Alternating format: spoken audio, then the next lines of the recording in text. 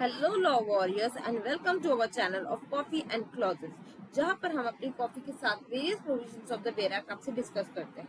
So I hope आप अपनी coffee and foreign exchange management act 1999 अपने साथ में लेकर बैठे हो। Before starting the video, I would like to appeal everyone, please subscribe my channel, please like the video and share with your fellow aspirants. So let's start the video. ठीक है, foreign exchange management act को start करने से पहले थोड़ा सा आप इसका ओवरव्यू देती हूँ कि क्या है, कैसे इसको इनिशिएट करा गया और कैसे कैसे हमारा ये इसकी क्या जरूरत थी, क्या पर्पस था। ठीक है, तो सबसे पहले हम रिवाइंड करते हैं हम लोग अपने इंडिपेंडेंस के टाइम पे। इन 1947 जवाहरलाल नेहरू ने foreign exchange regulation act 1947 enact किया था, जो कि सिर्फ 10 ईयर्स के लिए इनैक्ट किया था। अब इस स्टैट्यूट में काफी प्रॉब्लम थी। 10 ईयर्स के लिए 1947 से 1957 तक ही चला, उसके बाद इसको चेंज करने की जरूरत पड़ गई। वाई? क्योंकि पहले तो इसका जो मेन कोर था वो था टू प्रमोट फॉरेन एक्सचेंज। दो ही ऑब्जेक्टिव तक लिमिटेड था इसका जो ऑब्जेक्टिव था। पहला था to promote foreign exchange reserve, कोई फॉरेन एक्सचेंज रिजर्व को प्रमोट करने के लिए इसको था। उस टाइम पे जब हम आजादी के टाइम के पहले जाए तो हमारा सिर्फ इम्पोर्ट होता था, एक्सपोर्ट नहीं होता था, क्योंकि हमसे सब कुछ छीन के ले गए थे अंग्रेज। तो उसको फॉरेन एक्सचेंज रिजर्व को प्रमोट करने के लिए यहाँ पर हमने जवाहरलाल नेहरू जी लेकर आए थे। और डॉलर, क्योंकि उस टाइम पे सिर्फ डॉलर ही थी जो इंटरनेशनल करेंसी एक्सेप्टेड करते थे, तो हमारे उसमें कैसे एक्सेप्ट होगी, कैसे रेगुलेट होगी। तो इन सारे प्रोविजंस को डील करने के लिए भी हमारा फॉरेन एक्सचेंज रिजर्व एक्ट 1947 आया था। ठीक है, तो यहाँ तक समझ आ गया कि 1947 में क्यों आया। सिर्फ दो ही ऑब्जेक्टिव थे, फॉरेन एक्सचेंज रेगुलेशन को और फॉरेन एक्सचेंज रिजर्व को प्रमोट करना, और दूसरा डॉलर की कैसे एज अ करेंसी जो एक्सेप्ट होगी, कैसे हम लोग इसको रेगुलेट करेंगे, डील करेंगे डॉलर में। और payments to foreign dealings done in dollar, जितनी भी फॉरेन डीलिंग्स थी कैसे डॉलर में रेगुलेट होगी, ये सारी चीजों को मैनेज करने के लिए हमारा फॉरेन एक्सचेंज रेगुलेशन एक्ट आया। अब इंदिरा गांधी जो थी, उन्होंने 1973 को इसको रिप्लेस किया, फेरा एक्ट 1973 में रिप्लेस किया, जो कि हमारा इनैक्ट हुआ था 1 जन 1974 में। ठीक है, अब इसमें इंपॉर्टेंट चीज हुई, जो हमारा इन्फोर्समेंट डायरेक्टरेट आया, इसके थ्रू हमारा कोला जो थी वो एग्जिस्ट हुई थी। कोका कोला जो कंपनी है वो इसके थ्रू हमारी आई थी, क्योंकि जो फॉरेन कोका कोला तो फॉरेन कंपनी है, तो वो इन्फोर्समेंट डायरेक्टरेट जब यहाँ पर बिठाया तो उसके थ्रू ही हमारी इजीली फर्स्ट कंपनी जो थी वो आ सकी, कोका कोला। ठीक है, अब इसकी डेट याद रखिएगा।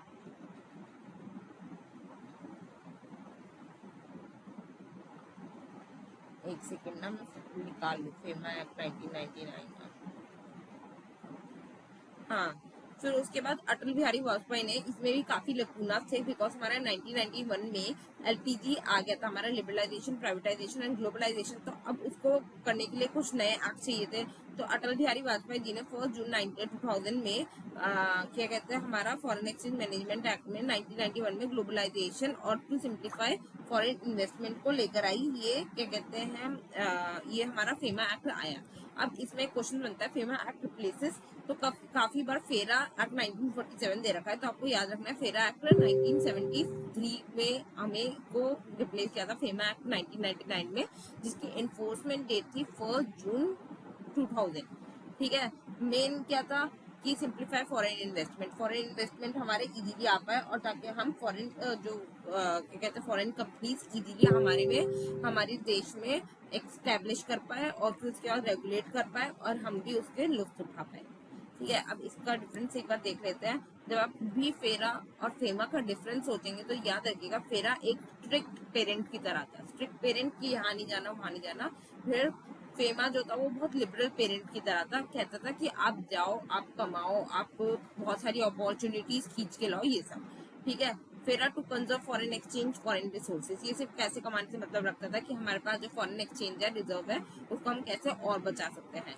जाके फेमा जो था वो प्रमोट करता था, वो कहता था खुल के पेमेंट मतलब वो करो, एस्टैब्लिश करो इंडस्ट्रीज वगैरह, promote orderly deployment and maintenance of foreign exchange market. ठीक है, ये फेमा का मेन ऑब्जेक्टिव था, to promote orderly deployment and maintenance of foreign exchange market. ठीक है, जहाँ फेरा जो था वो कंट्रोल करता था फॉरेन एक्सचेंज ट्रांजेक्शन को। इसमें टोटल 81 सेक्शन थे। यहाँ पर ये मैनेज करता था फॉरेन एक्सचेंज ट्रांजेक्शन को, मैनेज करता था, यहाँ कंट्रोल नहीं करता था, यहाँ रेस्ट्रिक्शन नहीं लगा रहा वो, यहाँ सिर्फ मैनेज कर रहा है।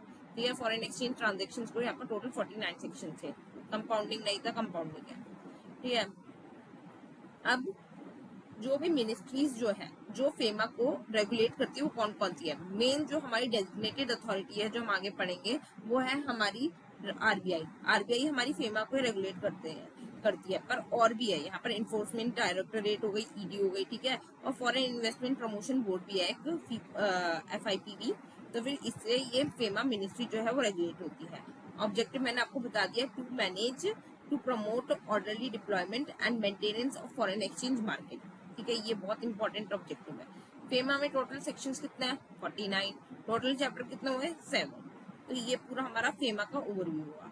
अब दो सेक्शंस बहुत इंपॉर्टेंट है अगर आप फेमा का रेगुलेशन पढ़ने जा रहे हो तो। सबसे पहला है सेक्शन 23 और सेकंड है सेक्शन 46। सेक्शन 43 पहले सेक्शन 23 डील करते हैं हम लोग। सेक्शन 23 बात करता है कि कोई भी सेट ऑफ रेगुलेशन है, आरबीआई हमारी डेजिग्नेटेड अथॉरिटी है, हम आगे सेक्शन नंबर भी पढ़ेंगे। तो आरबीआई हमारी डेजिग्नेटेड अथॉरिटी है, तो ये क्या क्या हमारे फेमा के लिए स्टैब्लिश करती है। पहले मास्टर सर्कुलर्स निकालती है, ये मास्टर सर्कुलर्स निकालेगी एवरी ईयर। ठीक है, फिर उसके बाद एफडीआई पॉलिसी निकालती है। अभी भी एक एफडीआई पॉलिसी निकाल रखी है, करंट अभी हमारा 2026 चल रहा है, तो एफडीआई पॉलिसी निकाल रखी है कि इंश्योरेंस सेक्टर की जो लिमिट थी उसने 100% कर दिया और पर एलआईसी की जो है 20% है एफडीआई लिमिट्स। तो ये सारी चीजें भी फेमा के थ्रू, क्योंकि ताकि ईज हो सके इन्वेस्टमेंट में, तो ये करती है। जैसे एक चाइनीज टेक की फर्म है तो उसकी जो इन्होंने एफडीआई लिमिट रखी है वो 10% रखी है, ताकि चाइनीज फर्म की जो वो है वो चीजें हमारे भी एस्टैब्लिश हो पाए, चाइनीज फर्म से एस्टैब्लिश हो पाए। ठीक है, ordinary circulars and master circulars निकालते हैं। ठीक है, मास्टर सर्कुलर्स एवरी ईयर निकालेगा। ठीक है, तो सेक्शन 23 में ये है। बट इस अब आरबीआई के पास इतने सारे काम होते हैं और इसमें फेमा की और भी चीजें हैं। तो सेक्शन 46 में इसने डेलीगेटेड लेजिस्लेशन की बात करता है। इसने 46 में अपनी लेजिस्लेशन को डेलीगेट कर दिया मिनिस्ट्री ऑफ फाइनेंस में। यहाँ पर इसकी पावर है रूल्स बनाने की। ठीक है, एक बार में आपको रूल्स सीजी बनाते हैं या रेगुलेशन आरबीआई करेगा। ठीक है, तो मैं आपको करंट अकाउंट ट्रांजेक्शन और कैपिटल अकाउंट ट्रांजेक्शन का एक ओवरव्यू क्या कहते हैं डिफरेंस बता देती हूँ। देखो, जब भी करंट अकाउंट ट्रांजेक्शन की बात करेंगे तो current account transactions are those transactions which we made outside India, from outside India, but does not alter any assets and liabilities including in India is called current account transaction. कोई भी transaction जो है वो outside India हो रहा है पर assets and liabilities उसकी अल्टर नहीं हो रही है, वो करंट अकाउंट ट्रांजेक्शन होगी। हम लोग 2J में आगे पढ़ेंगे कि क्या क्या हमारे करंट अकाउंट ट्रांजेक्शन में आ सकता है। भाई कैपिटल अकाउंट ट्रांजेक्शन जो हमारा 2E में है ऑफ द बेयर एक्ट, वो डील करता है कि सारी जो भी रेसिडेंट है उसके असेट्स एंड लायबिलिटीज जो है वो अल्टर हो सकती है अंडर दिस एक्ट। ठीक है, जैसे foreign securities, buying and movable property, बड़े बड़े काम जो है वो है। ठीक है, अब आपको टाइमलाइन भी पता चल गई। 1947, 1973 1 जन, 1999 4 जून। Now let's move on to our bare act. तो जब भी हम बेयर एक्ट पढ़ते हैं मैंने आपको 3 चीजें बता दी। क्या था पहले? Total section 49, total chapter 7। ठीक है, इसका क्या पर्पस है? Purpose to manage deployments and maintenance of foreign exchange market. फिर उसके बाद क्या कहते हैं इसमें और क्या था, चैप्टर्स हो गए और इन्फोर्समेंट डेट, हाँ 1 जून 2000। ठीक है, ये 3 चीजें हम पढ़ते हैं, पढ़ ली। अब सेक्शन 2 पे डायरेक्ट जंप करते हैं which talks about our definition clause. 2A adjudicating authority, बहुत इंपॉर्टेंट। एडजुडिकेटिंग अथॉरिटी वो अथॉरिटी है जो भी पेनल्टीज हमारे सेक्शन 13 में दे रखी है वो सारी पेनल्टी हमारी एडजुडिकेटिंग अथॉरिटी ही लगाएगी। ठीक है, तो उसको कहते हैं सेक्शन 13, हम अभी आगे पढ़ेंगे जो कि बहुत इंपॉर्टेंट है। ठीक है, फिर उसके बाद 2B appellate tribunal. Appellate tribunal हमारा दे रखा है सेक्शन 18 में। ठीक है, फिर उसके बाद 2B हमारा बात करता है non resident of India, non resident of India. तो पर्सन रेसिडेंट ऑफ इंडिया कौन होता है? जो 182 डेज के लिए रह रहा है। ठीक है, 2E हमारा बात करता है करंट कैपिटल अकाउंट ट्रांजेक्शन, सारे ट्रांजेक्शन जो कि असेट्स एंड लायबिलिटीज को अल्टर करता है। कोई भी सेलिंग एंड अगर बाइंग और विड्रॉल से आपका assets and liabilities outside of India जो क्या कहते हैं अल्टर हो रहा है, तो उसको हम लोग कैपिटल अकाउंट ट्रांजेक्शन कहते हैं। Authorise dealer, authorise person was under section 2C, जो कि बहुत इंपॉर्टेंट है। जो हम सेक्शन 2C को हम लोग हमेशा सेक्शन 10 तक के साथ पढ़ते हैं। तो वो सारे पर्सन जो कि ऑथराइज डीलर है, मनी चेंजर है, या ऑफशोर बैंकिंग यूनिट है, या any other person which was notified by the banking unit is known as authorise person. ठीक है, फिर उसके बाद सेक्शन 2J बात करता है करंट अकाउंट ट्रांजेक्शन की। इसमें 4 चीजें हैं, ठीक है। सबसे पहली चीज है payment in due on connection of the foreign trade. Foreign trade कर रहा हूँ, फॉरेन से कोई भी चीजें आ रही है, कोई भी चीजें जा रही है, तो वहाँ पर फॉरेन ट्रेड कर रहा हूँ, तो ये सारी डील करती है हमारी करंट अकाउंट ट्रांजेक्शन में। जैसे कि करंट बिजनेस, कोई भी सर्विसेज में कोई भी पेमेंट किया आपने, शॉर्ट टर्म बैंकिंग कोई भी ट्रांजेक्शन किया है, या क्रेडिट फैसिलिटीज ली है, तो ये सारी हमारे करंट अकाउंट ट्रांजेक्शन में डील करते हैं हमारा 2J में। जहाँ फिर उसके बाद payments due in interest on loans as net incomes और फ्रॉम इन्वेस्टमेंट, ये भी हमारा करंट अकाउंट ट्रांजेक्शन में आया है।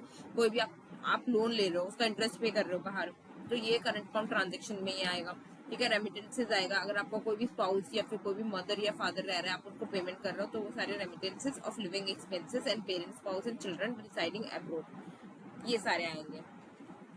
फिर उसके बाद expenses in connection with the foreign travel, education and medical care of parents, spouse and children, ये सारे भी आएंगे, ठीक है। अब 2J में हो गया current account transaction, foreign trade में कोई भी आप काम कर रहे हो, पेमेंट्स ड्यू इन इंटरेस्ट और लोन्स है, रेमिटेंसेज, आप जो भी लिविंग एक्सपेंसेस है आपके बाहर के, या expenses in connection of the foreign travel है, ये 4 चीजें आएंगी। ये सारी चीजें MCQ में आती है कि जैसे 4 चीजें दे देंगे और कहेंगे आप बताओ इसमें से कौन सी करंट अकाउंट ट्रांजेक्शन है, तो आप इजीली ट्रेड कर सकते हो। फॉरेन ट्रेड में नहीं होगा। इन्वेस्टमेंट, अगर आप इंटरेस्ट में कोई भी पे कर रहे हो इंटरेस्ट में, और या लोन, इंटरेस्ट कोई भी पे कर रहे हो इन्वेस्टमेंट या लोन में, तो फिर आप वहां पर नहीं वो कर सकते, रेमिटेंसेस पे नहीं कर सकते, और कोई भी एक्सपेंसेस आपका ट्रैवल या एजुकेशन या मेडिकल केयर के लिए हो रहा है तो वहां पर नहीं कर सकते। 2Q Indian currency, 2M foreign currency. एक बार मैं आपको इम्पोर्टेंट डेफिनेशन दोबारा रिवाइज करा देती हूँ। 2A एडजुडिकेटिंग अथॉरिटी, ठीक है। 2C हमारा ऑथराइज पर्सन, बहुत इंपॉर्टेंट है। 2B हमारा एपलेट ट्रिब्यूनल, जो हमारा सेक्शन 18 में हम बात करेंगे। 2V हमारा फेमा की बात करता है, वो सेक्शन 182 में, जो फेमा की नहीं, sorry, person resident of India की बात करते हैं, जो कि 182 में रहते हैं। 2E और 2J तो बहुत ही इंपॉर्टेंट है, ठीक है।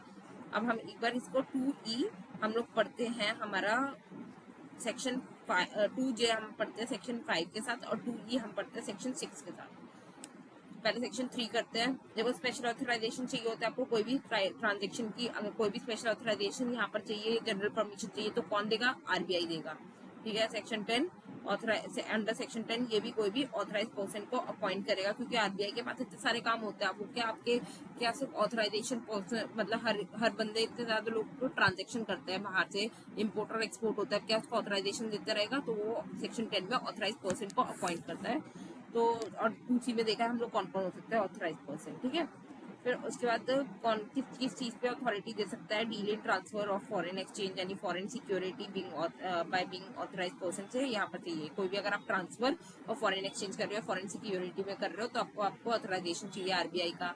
पेमेंट कर रहे हो कोई भी क्रेडिट पे, तो और रेसिडेंट ऑफ इंडिया को, तो फिर चाहिए आपको ऑथराइजेशन। या फिर आप ऑथराइज पर्सन से कोई भी रिसीव पेमेंट कर रहे हो, तो वहां पर भी आपको रिसीविंग के लिए भी ऑथराइज पर्सन का स्पेशल परमिशन चाहिए।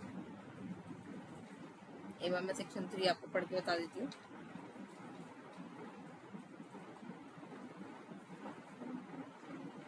ना मेरा चलो आगे, अभी मेरा जल्दी से पेयर खुल जाए तो मैं आपको बताती हूँ सेक्शन 3। हाँ, डीलिंग इन फॉरेन एक्सचेंज, अगर act and regulation special permission RBI कोई भी पर्सन डील करेगा फॉरेन एक्सचेंज या फॉरेन सिक्योरिटी को, not being an authorise person, not being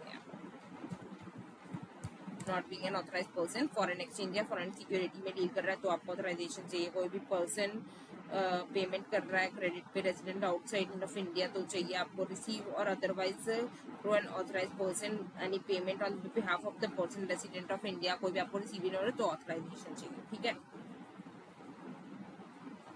यहाँ पर 3 चीजों में चाहिए फॉरेन ट्रेड में, अगर आप कोई भी फॉरेन एक्सचेंज में या फॉरेन सिक्योरिटी खरीद रहे हो, पेमेंट कर रहे हो क्रेडिट पे, या फिर आप रिसीव कर रहे हो ऑथराइज पर्सन के थ्रू। सेक्शन 5 बात करता है करंट अकाउंट ट्रांजेक्शन क्या क्या होता है, मैंने आपको 4 बता दिया हम लोग 2J में। पर any person sell and draw foreign exchange to authorise person with seller draw authorise person, आप ऑथराइज पर्सन के थ्रू ही आप क्या कहते हैं कोई भी चीज खरीदोगे या बेचोगे, और ये सारी ड्रॉ होगी जो करंट अकाउंट ट्रांजेक्शन में कहेंगी। अब जो ये करंट अकाउंट ट्रांजेक्शन की जो मैंने अपने 4 चीजें बताई, सेक्शन 5 जो हम डील करेंगे सेक्शन 2J के थ्रू के साथ पड़ता है और ये सारे जो ट्रांजेक्शन होते हैं ऑथराइज पर्सन में होते हैं के थ्रू होता है, पर यहाँ पर आपको कोई भी आरबीआई का अप्रूवल नहीं चाहिए, ठीक है। पर जो होता है, पर इस पे तब भी रेस्ट्रिक्शन लगा सकता है। कौन रेस्ट्रिक्शन लगा सकता है? Central government consultation with RBI, ठीक है। करंट अकाउंट ट्रांजेक्शन में आपको आरबीआई का अप्रूवल नहीं चाहिए, पर हाँ यहाँ पर सेंट्रल गवर्नमेंट हमारा कंसल्टेशन विद आरबीआई इसके ऊपर कोई भी लिमिट लगा सकता है, ठीक है।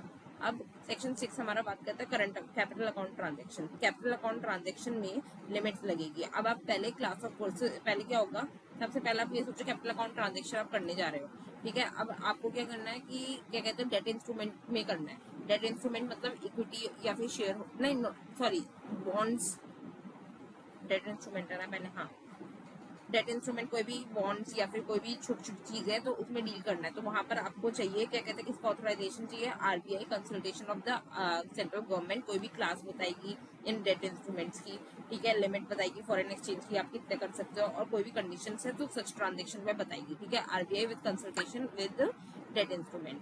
पर अगर आपका नॉन डेट इंस्ट्रूमेंट है, जैसे कि आपको नॉन डेट इंस्ट्रूमेंट इक्विटी में डील कर रहे हो, शेयर होल्डिंग्स में या फिर ओनरशिप में आप डील कर रहे हो, तो वहां पर आपको सेंट्रल गवर्नमेंट का ऑथराइजेशन चाहिए विद कंसल्टेशन ऑफ आरबीआई, ठीक है। डेट इंस्ट्रूमेंट ज्यादा बड़ा नहीं होता तो आपको नहीं चाहिए, जिसमें आरबीआई का चाहिए, पर यहाँ पर सीजी देगा, सेंट्रल गवर्नमेंट देगा विद कंसल्टेशन ऑफ आरबीआई। आपको ऑथराइजेशन देगा कि नॉन डेट इंस्ट्रूमेंट की क्लासेस या क्लासेस में कर सकते हो, लिमिट सेट करेगा या फिर कोई भी अदर कंडीशन है वो यहाँ पर देगा। तो ये बात करते हैं हमारा सेक्शन 6, ठीक है। सेक्शन 6 का एक और है 4, बहुत इंपॉर्टेंट है कि अगर आप कोई भी फॉरेन करेंसी में इन्वेस्ट कर रहे हो या फॉरेन सिक्योरिटी ले रहे हो या इमूवेबल प्रॉपर्टी ले रहे हो आउटसाइड इंडिया, सच प्रॉपर्टी जो है वो एक्वायर हो रही है रेसिडेंट या फिर आउटसाइड इंडिया या फिर जो भी पर्सन है उससे एक्वायर्ड हुई है, तो वहां पर भी आपको सेंट्रल गवर्नमेंट का ऑथराइजेशन चाहिए।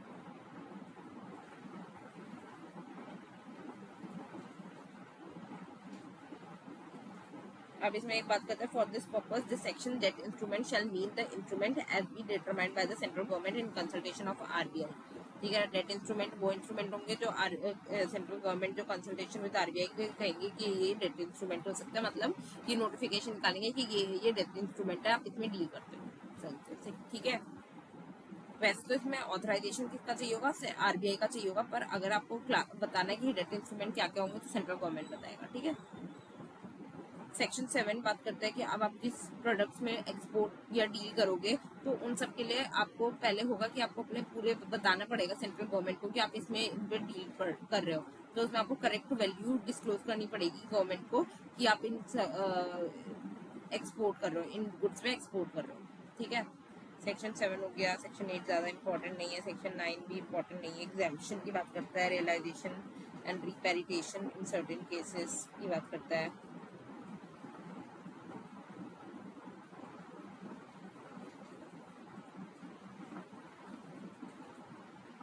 सेक्शन 9 एक बार हम लोग रीड कर लेते हैं बस। Exemption from realisation and repatriation in certain cases, कुछ चीजों में ये ट्रांजेक्शन में रियलाइजेशन दे रहा है, मतलब रिलीज कर रहा है। Section 4 and 8 shall not apply. Section 4 मैंने आपको बताया authorisation of RBI, and section 8 बात करता है realisation of repatriation of foreign exchange, किस पे अप्लाई नहीं करेगा?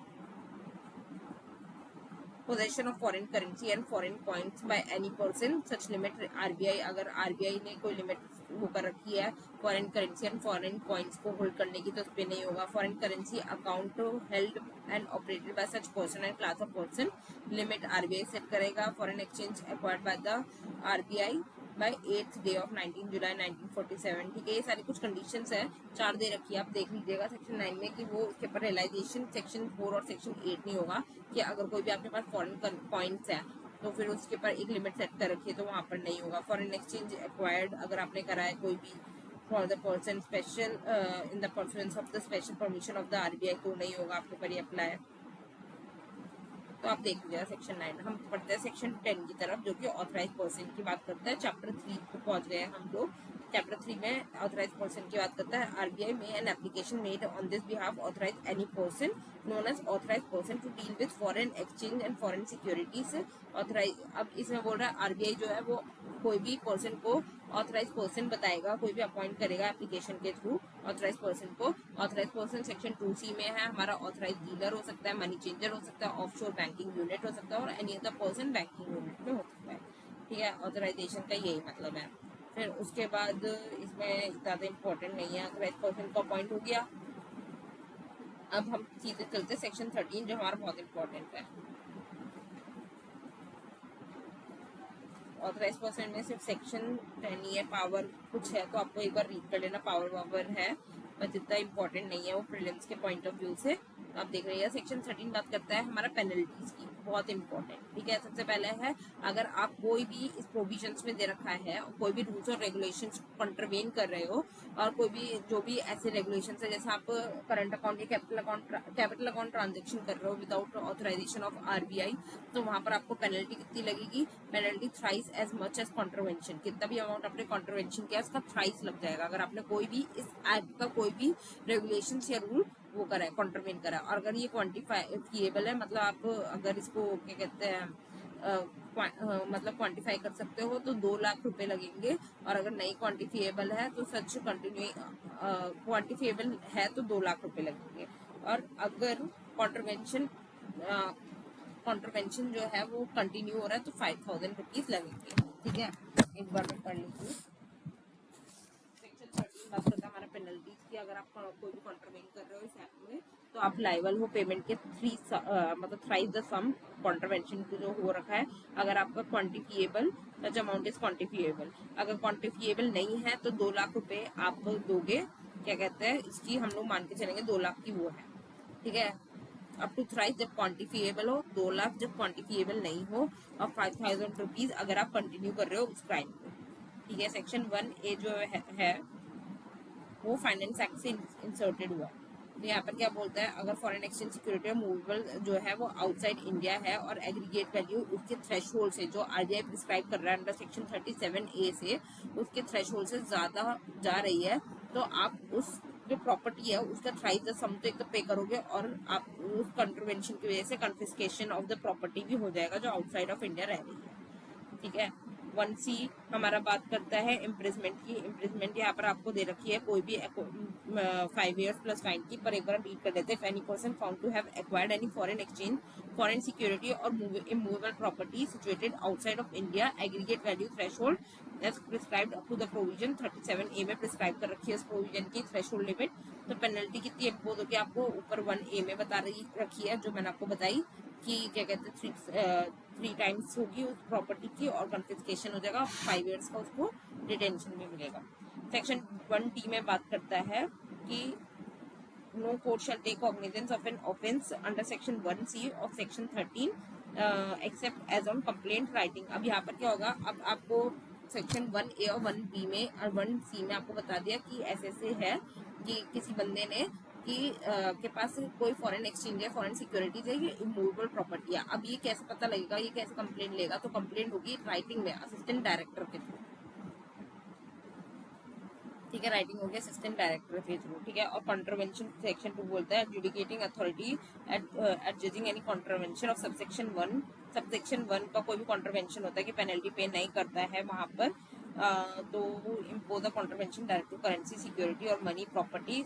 अब इसके ऊपर क्या कहते हैं फाइन लग सकता है, किसी भी तरह से करेंसी सिक्योरिटी और मनी के थ्रू फाइन लग सकता है। कॉन्ट्रवेंशन शैल बी कॉन्फिस्केटेड होगा, और direct the foreign exchange holdings the person committing contravention shall be bought back to India retain outside India on the behalf. अब उसका प्रॉपर्टी कॉन्फिस्केट हो जाएगी, उसके ऊपर करेंसी और मनी सिक्योरिटी भी कॉन्फिस्केट हो जाएगी, और कोई भी डायरेक्शन इशू होगा जब वो इंडिया वापस आएगा उसके ऊपर। ठीक है, ये सेक्शन 13 हमारा पेनल्टीज की बात करता है। सबसे पहले इसमें सबसे इम्पोर्टेंट है कि जब भी कोई पेनल्टी लगेगी थ्राइस ऑफ द सम लगेगी, क्वांटिफिएबल है, नहीं है तो 2 लाख की लग रही है, 2 लाख की। 2 लाख बहुत होता है, 2 लाख की लग रही है। फेमा में हम 2 लाख की पेनल्टी लगा रहे हैं, और कोई भी कंटिन्यूइंग कंट्रवेंशन है तो 5,000 की लगा रहे हैं। ठीक है, फिर कॉन्फिस्केशन हो जाएगी। इम्प्रिजमेंट इसमें 5 years का दे रहा है। रिटिंग कंप्लेंट किसी होना चाहिए, असिस्टेंट डायरेक्टर। ठीक है, आई होप आपका यहाँ से तो एमसीक्यू जो भी एक भी बनेगा तो फिर भी बच जाएगा। ठीक है, सेक्शन 14 बात करता है हमारा failure to furnish penalties on him. अब सेक्शन 14 बात करते हैं enforcement of the orders of the adjudicating authority. कोई भी एडजुडिकेटिंग अथॉरिटी का कोई भी ऑर्डर जो है वो कैसे इन्फोर्स कराएंगे, वो हम सेक्शन 14 की बात करेंगे। Subject to the provision of section 19(2), अगर कोई भी 19(2) में क्या दे रखा है, अपील और अपीलेट ट्रिब्यूनल का दे रखा है हमें। तो यहाँ पर अगर उसकी फुल पेमेंट ऑफ पेनल्टी नहीं होती इम्पोज अंडर सेक्शन 13 में भी कोई कंट्रोवेंशन हुआ है, अगर 90 डेज के अंदर notice payment of penalty is served, he shall be civil imprisonment under this section. अगर उसने क्या कहते हैं कोई भी कॉन्ट्रोवेंशन सेक्शन 13 में हुआ है या 19 में हुआ है, विद इन 19 डेज का पीरियड भी चला गया कि आप अपनी पेनल्टीज पे कर लो, तो अगर नहीं पे करी तो आपको सिविल इम्प्रिजमेंट होगा। सब सेक्शन 4 बताता है where appearance is not pursuant to notice issued or served in subsection adjudicating authority में issue a warrant। अगर वो नोटिस से भी नहीं आता है कि अगर आपको क्या कहते हैं, तो अब अरेस्ट का वारंट इशू होगा सिविल इम्प्रिजमेंट का, ठीक है। Every person arrested in pursuance of the warrant or arrest under the section shall be brought before the adjudicating authority issuing the warrant soon as practicable in an event of 24 hours। हाँ, अब अगर आपको warrant मिल गया वहां पर, अब adjudicating authority को क्या कहते हैं अरेस्ट करने जाएगी। अब अरेस्ट करने के विद इन 24 आवर्स वो उसको क्या कहते हैं नियरेस्ट जो एडजुडिकेटिंग अथॉरिटी है वो उसको उसके सामने प्रेजेंट करेगा, ठीक है। और बिफोर प्रोवाइजो कहते हैं बिफोर अगर उसको रिलीज करने मतलब उसके ऊपर इन्वेस्टिगेशन वगैरह चलेगी ना पूरी की पूरी, ठीक है। तो अब उस डिफॉल्टर को 15 डेज की कस्टडी मिल सकती है, पर्सन जिसने भी अरेस्ट किया है उसकी 15 डेज की कस्टडी मिल सकती है, ठीक है, याद रखिएगा।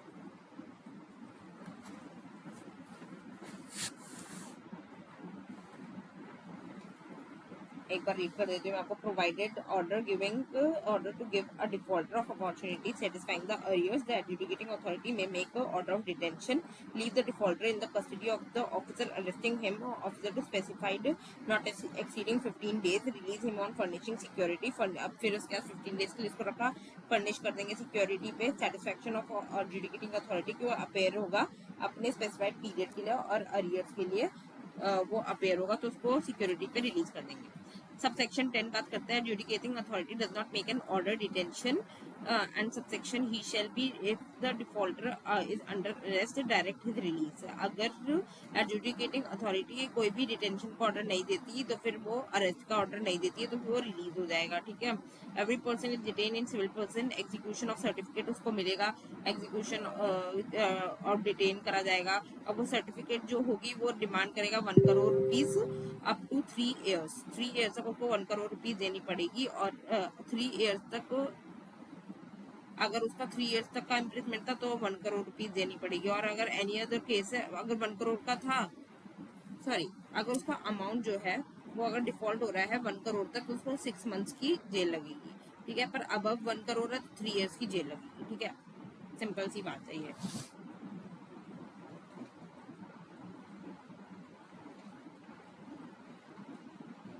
अब बात करते हैं इसका 11 है कि अगर कोई भी अपेरेंस नहीं हुआ है नोटिस इशू के बाद और एडजुडिकेटिंग अथॉरिटी और इसका वारंट दे देगी, ऊपर हमने पढ़ लिया है।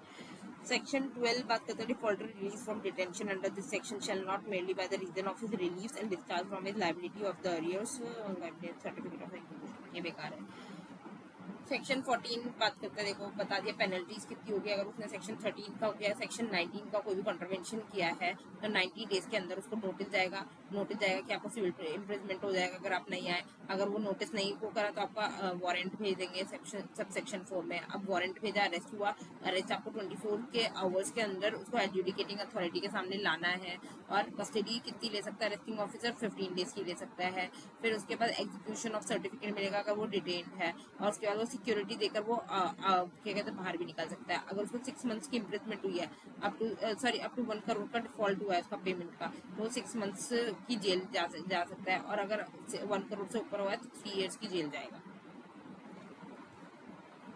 Section 14A recover any arrears adjudicating authority कौन करेगा, ये सबसे इंपॉर्टेंट है कि नॉट बिलो द रैंक अगर जो अरियर्स है ऑफ एडजुडिकेटिंग अथॉरिटी वो not below the rank of assistant director नहीं वो कर सकता, नहीं अपॉइंट कर सकता। ये देखो ये पागल ही हो जाता है। रिकवर एनी पेनल्टी, ठीक है। कितने दिनों में करेगा 90 डेज में करेगा। 90 डेज का नोटिस 14 में भी जाता है और 90 डेज में उसका रिकवरी ऑफ अरियर्स होगा not below the rank assistant director. और सेक्शन 13 में भी assistant director not below the rank, उसमें भी पर्सन जो है वो दे सकता है, क्या कहते हैं, नोटिस इन राइटिंग, मतलब जो कंप्लेंट फाइल करेगा वो असिस्टेंट डायरेक्टर करेगा। सेक्शन 15 बात करता है, सेक्शन 15 बात करता है पावर टू कंपाउंड कंट्रोवेंशन। अगर कोई भी पावर, कोई भी कंट्रोवेंशन हुई है उसको कंपाउंड करने की पावर इसमें है, मतलब सारे एक साथ वो कर सकते हैं। एनी कंट्रोवेंशन अंडर सेक्शन 13 में on application made by the person committing such may be compounded, मतलब कंपाउंड मतलब सेटल कर सकते हैं with in 180 days of receipt of application of director. अब इसमें कंपाउंड मतलब क्या कहते हैं, सेटल कितने दिनों में कर सकते हैं, क्योंकि ये कंपाउंडिंग ऑफेंस है, तो 180 डेज में compounding date of receipt of application जब उसको रिसिप्ट हुई है तो बाय द डायरेक्टर कंपाउंडिंग कर सकता है 180 डेज में। फेमा की जो पेनल्टी थी वो कंपाउंडिंग है, ठीक है। सेक्शन 16 बात करता है adjudicating authority on the contravention of section 13। Adjudicating authority will be appointed by the central government, inquiry करेगी, कंप्लेंट इन राइटिंग करेगी, authorise office general of special order देगा सेंट्रल गवर्नमेंट, और डिस्पोजल कंप्लेन करेगी कितनी, 1 year तक।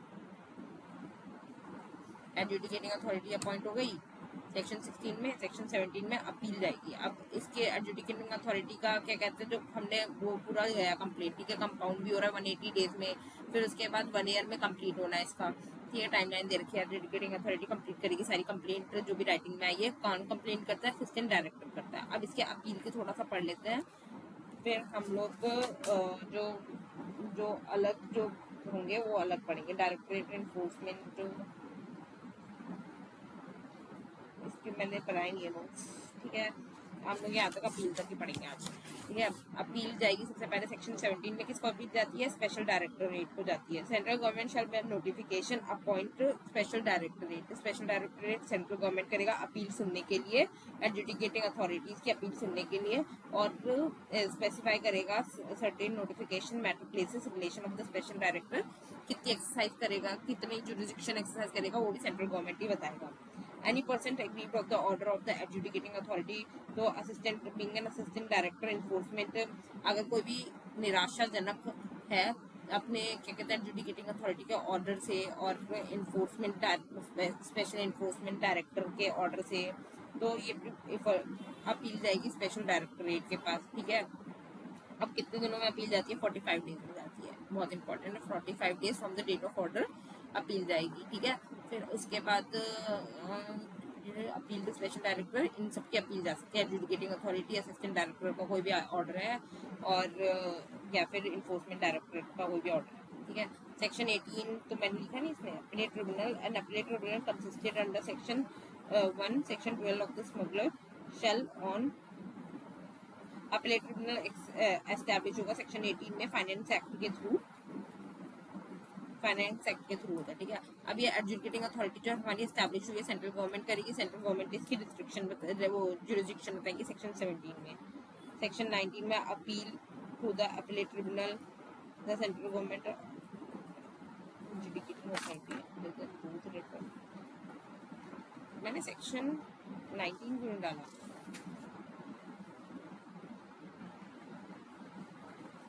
Section 19 भी है यहाँ पर, ठीक है। सेक्शन 19 बात करता है अपील टू अपीलेट की, सेक्शन 19 ही है, सेक्शन 19 है, सॉरी मैं यही सोच रही। सेक्शन 19 जाती है अपील टू अपीलेट ट्रिब्यूनल जाती है। अब अपील टू अपीलेट ट्रिब्यूनल जाती है, कोई भी सेंट्रल गवर्नमेंट जो है पर्सन एग्रीड है एडजुडिकेटिंग अथॉरिटी के ऑर्डर से जो कि वो है, तो अपील जाएगी from those under special directorate. Appeal इससे अलग होगी अपील, और अपीलेट ट्रिब्यूनल पे प्रेफर होगी जो हमारा सेक्शन 18 में अपीलेट ट्रिब्यूनल एस्टैब्लिश हुआ है फाइनेंस एक्ट के थ्रू। मैं लिख देती हूँ,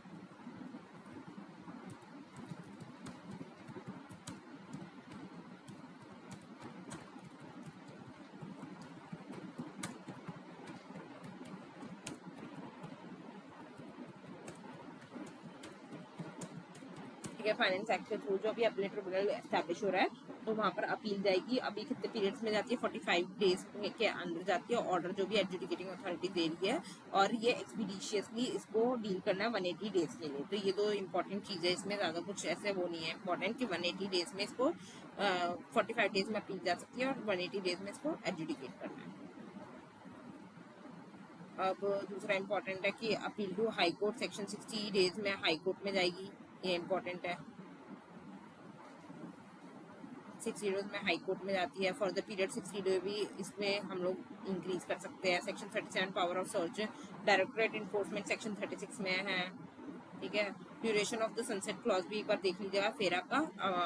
upon enactment of the FEMA enable to enforcement of directorate completing pending investigation जितना भी था 22 ईयर्स में इसको कंप्लीट करना था। पूरा हमारा फेमा एक्ट हमने आज कंप्लीट कर लिया है। आगे के जो भी सेक्शंस होंगे मैं आपको बाद में पढ़ा दूंगी। तो ये हमारा इंपॉर्टेंट सेक्शन है जितने भी, ठीक है। तो आई होप आपको हमारी वीडियो अच्छी लगी हो, और रिवाइज करते रहिए और देखते रहिए, और आगे भी काफी आप पाएंगे। ओके बाय, मिलते हैं नेक्स्ट वीडियो में। And subscribe to my channel and playlist भी चेक करते रहिए। Okay bye.